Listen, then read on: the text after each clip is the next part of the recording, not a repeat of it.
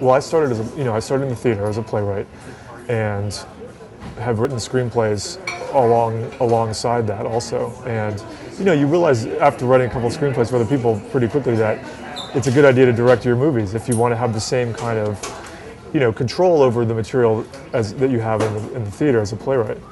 And I'd always wanted to make a movie. So it's about a woman who, years after her daughter has disappeared, meets a young woman who reminds her of the daughter that she sort of never, got over.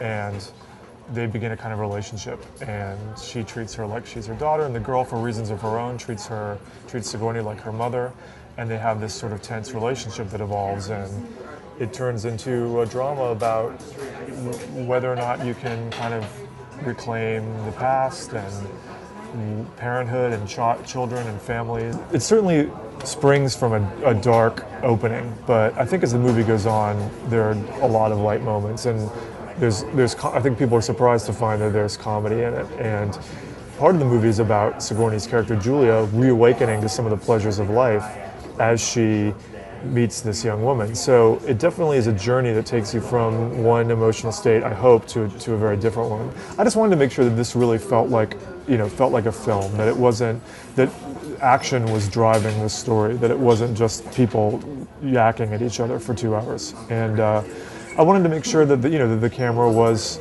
an important, integral part of the action that was happening on screen, and that it was told in visual terms.